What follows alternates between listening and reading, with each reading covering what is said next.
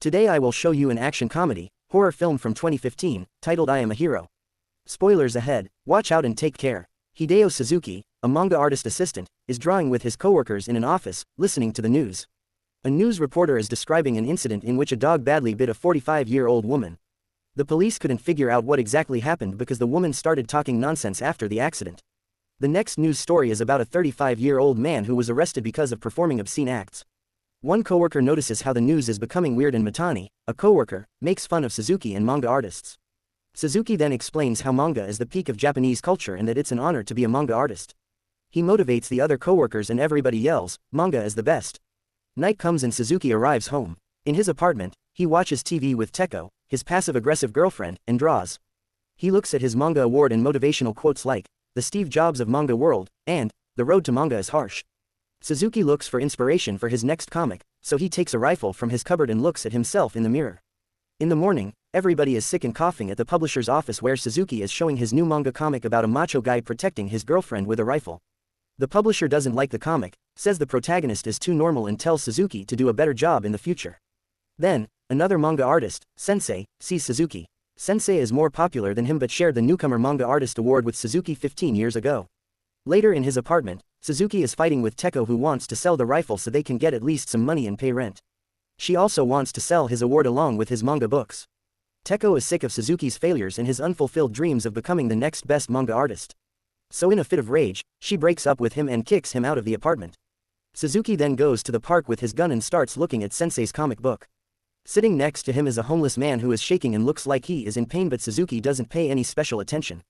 The next morning, Suzuki is in his office with his coworkers, drawing and watching the news again. There is a report about a new infection that has already killed 4 people. Suzuki's colleague is sweating and not feeling well. She leaves and Mitani explains to the others how she got the virus from Sensei. Mitani notices how she had the same bite mark on the neck as Sensei, and that's how he figured out they were sleeping together. Their boss enters the room and he also has a bite mark. They are confused and ask him about the deadline but don't notice his eyes getting darker. Later, everybody is asleep at the office when Suzuki's phone suddenly rings. It's Teko who apologizes for last night and wants to continue their relationship.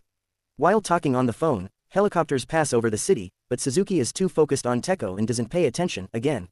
He immediately goes to Teko's flat, bringing her favorite snack, and begs her to open the door. Nobody answers so he tries calling her on the phone. Suzuki peeks through the letter slot and sees Teko lying on the bed. Suddenly she gets up, making weird movements, and drops on the floor. Next thing we know, she's having a seizure while her body morphs unnaturally, like a demon during an exorcism. As she approaches the door, Suzuki sees her face deformed. Zombie Teko attacks Suzuki and bites his hand. While trying to get away, he accidentally stabs her in the head and leaves the apartment, fast. As he's crossing the bridge, he notices a woman with a bleeding hand and then dozens of airplanes flying through the city. When he returns to the office, Suzuki sees Mitani standing next to the TV with his back turned. Suzuki thinks he's a zombie too but then sees him holding a bloody baseball bat so he quietly enters the office where the rest of his coworkers are dead zombies and Mitani is the only survivor. He tells Suzuki that the only way to kill zombies is to destroy their brains and that those who get bit, get infected. But turns out, Mitani is bitten too and when he starts turning into a zombie, he kills himself, screaming that the era of underpaid workers has arrived since all their bosses are now dead zombies. Another infected coworker arrives and Suzuki quickly leaves the office. In the streets, half the people aren't even aware of what's going on. Some are walking casually down the street while others are running. Within a few minutes, people start realizing that demonic-looking zombies are among them. Some start to run while others fall prey to the hungry zombies. Suzuki desperately approaches a police officer but the policeman is a zombie too and starts chasing him. Suzuki's running away as fast as he can when suddenly, he stomps on a large group of people running in one direction. Cars are bumping into each other, city buildings are burning, and people are getting run over by ambulance cars.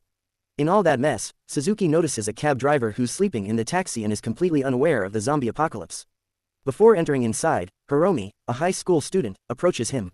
She wants to get into the taxi as well but a zombie talking on the phone attacks them. Suzuki imagines he's taking out his rifle and aiming at the zombie, so he's standing frozen shooting with his fingers instead. At the same time, a man in a suit wants to take their taxi. They start to bang on the car windows and luckily manage to get into the taxi as well, instructing the driver to drive toward the countryside.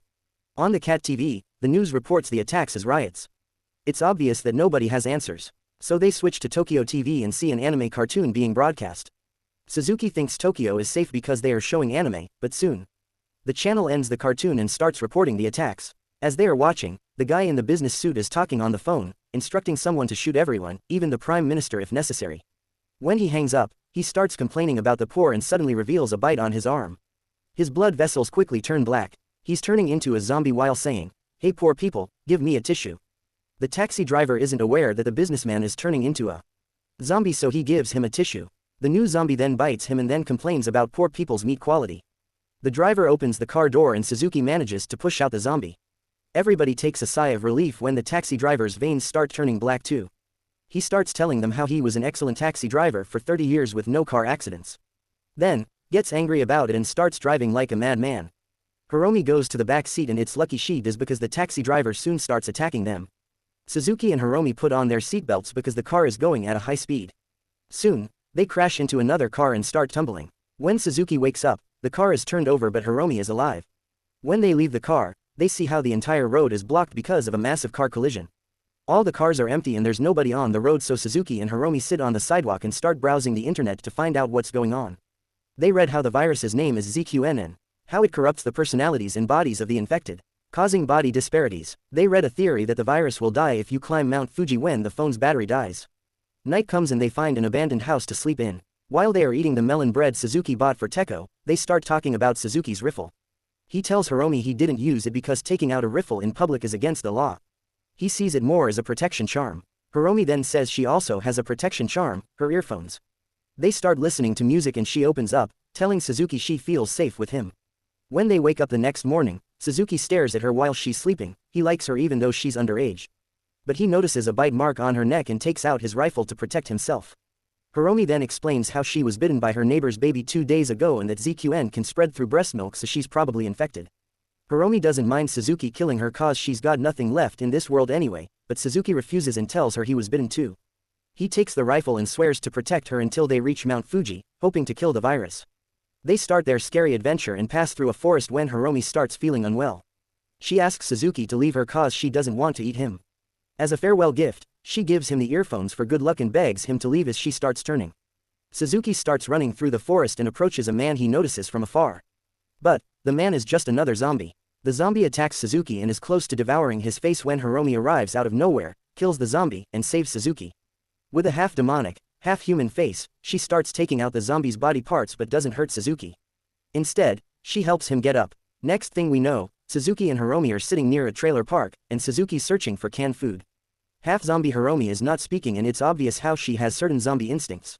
Still, she isn't a threat to Suzuki, so they continue their journey to Mount Fuji together. A few days pass and Suzuki, now with a fully grown beard, is carrying Hiromi on his back when he finds a shopping cart on the forest road. Even though he doesn't find food, he puts Hiromi in the cart and starts walking toward Fuji Outlet Park. When they arrive, the entire outlet is empty. In one of the outlets, he tries out jackets when the zombie store manager attacks him. Hiromi is sleeping so she can't save him, but another woman wearing a mask, Tsugumi Oda, kills the zombie with an axe. She starts looking at weird sleeping Hiromi when other masked people arrive and start asking questions about the two new people. Soon, other zombies appear, so everybody starts running toward a safe spot. All the uninfected people built a safe zone on the outlet's rooftop. Suzuki is invited to join and he takes Hiromi there as well, without telling anyone that she's half zombie. The safe zone is well supplied, so they have everything, from food and tents to books and Rolex watches. Tsugumi is interested in Suzuki's riffle, but he tells her he's only a manga artist. She asks whether Quiet Hiromi is his sister and he explains that they met while running from zombies. Tsugumi starts liking the manga artist cause she thinks he's a good person. She also tells him how the infected with ZQN are living in the past. In the morning, Hiromi is observing Suzuki and he's wondering whether she understands him. She smiles and then Suzuki tells her a poem. Seems like Hiromi is getting better. Later, Suzuki is observing the zombies and sees one of them running, jumping really high, and bumping his head on the ground. An old man, Abe, explains how the zombies are doing what they regularly did in the past, and how every zombie is different. Suzuki then asks about the zombies who sit on the ground and look like they are made from charcoal, but Abe avoids answering. Seems like something happened in the safe zone that nobody likes to talk about. Afterward, Suzuki goes to a meeting with the rest of the survivors. They plan to get into the food storage below ground. The only thing they ask from Suzuki is to give them his rifle. He refuses since it's against the law, but the leader, Yura, says that there are no laws in the safe zone. Then Yura threatens to kill the Hiromi if he doesn't get the rifle. Meanwhile, a few of the survivors are trying to take Hiromi and Tsugumi is trying to stop them. Suzuki suspects something, leaves the meeting in a haste, and finds Hiromi captured. He threatens to shoot the Yura with the rifle if they don't let Hiromi go. The leader then points a gun toward Hiromi, who's silently standing there. Nobody suspects that she can kill everyone in an instant. But she can't stand it any longer, so she throws the two guys off her with one single movement and then reveals that she is a ZQN. Since she's only half zombie, her eye is not black but has rainbow colors. The leader doesn't care, so he shoots in her head and Hiromi falls on the floor. They take Suzuki's rifle while he cries about the girl's death. They start kicking and punching Suzuki while he begs for forgiveness. Soon, they start fighting about who's going to kill him. Seems like even humans want the taste of blood. Everybody starts fighting each other, and soon Yura is overthrown by someone else. They leave Suzuki alive and he finds Tsugumi in front of Hiromi's tent. With the help of Abe, she hid Hiromi, who's still alive.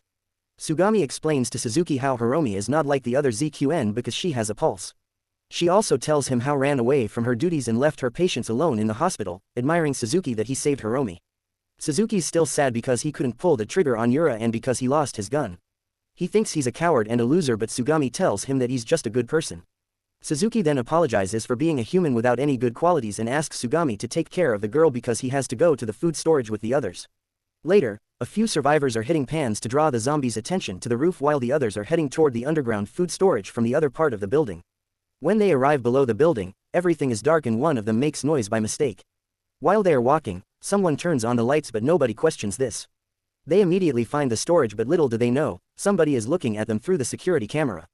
As they are packing food, the mysterious observer turns on music in the outlet, and soon a zombie attacks one of the survivors, searching for a snack too. They shoot both the victim and the zombie but find that the parking is filled with other zombies. Suzuki runs last, apologizing for leaving to one of the people who's being eaten alive. Because of bad tactics and the selfishness of the survivors, most get eaten and killed in the parking lot. And the guy who caused all of this is none other than Yura, who turned on the music on purpose to attract the zombies. Turns out, he had another plan, to take the only car in the parking. In that chaos, Suzuki hides in a storage locker. At the same time, the zombie who can jump high is stalking the roof, preparing for one big jump. He runs really fast and jumps as high as he can, landing right on a tent. One of the survivors soon notices the zombie starting at her and freezes. The zombie eats her and instantly attacks another woman, squashing her head with his bare hands. Yura is looking at security tapes and enters a passkey, allowing more zombies to enter inside. Suzuki is still hiding when he hears on a walkie-talkie that a zombie killed almost everyone on the rooftop. Tsugumi is scared to death on the roof where she's hiding with Hiromi Sashi. Asperately asks for help on the walkie-talkie. Nobody answers cause they are either hiding or being eaten. Suzuki is still hiding in the locker, going through scenarios in his head about escaping and killing the zombies which surround him, but in every hypothetical situation he ends up being killed.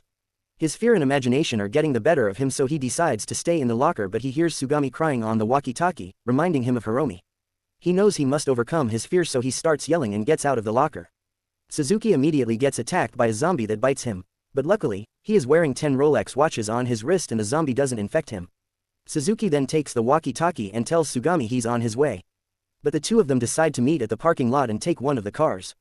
As Suzuki is fighting zombies with his clever tactics like putting rice on the floor so the zombies slip, Tsugumi is carrying Hiromi on her back going toward the parking lot. When she arrives, he finds Yura, who wants to make love with her and leaves Suzuki behind. But Yura is also bitten, so he quickly turns into a zombie. Tsugumi starts running with Hiromi on her back, but luckily Suzuki comes and saves them. He found the rifle and blows Yura's brains. Soon after, they see a large group of zombies chasing after Aid. The survivors get surrounded by zombies and nobody knows what to do. But Hiromi starts talking for the first time, telling Suzuki how feels okay when she's with him. He then gets motivated and starts shooting as much zombies as he can. In the end, only Suzuki, Hiromi, and Tsugumi survive. They manage to kill all the zombies except the athlete zombie who jumped on the roof. There's only one bullet left, but Suzuki manages to shoot the zombie in the head. Since the zombie's head is already squashed, he doesn't get affected by the bullet. Instead, he goes right toward Tsugumi and Hiromi. But the hero doesn't give up, so uses the rifle like a bat and this time destroys the zombie's brain for good. The three leave the outlet, surrounded by a river of dead zombies. In the car, Tsugumi lights up a cigarette and turns on music while Suzuki is wondering whether he'll turn into a zombie himself. And after all that, still doesn't think he's a hero. This is all about our today's story. Thank you for watching, subscribe our channel.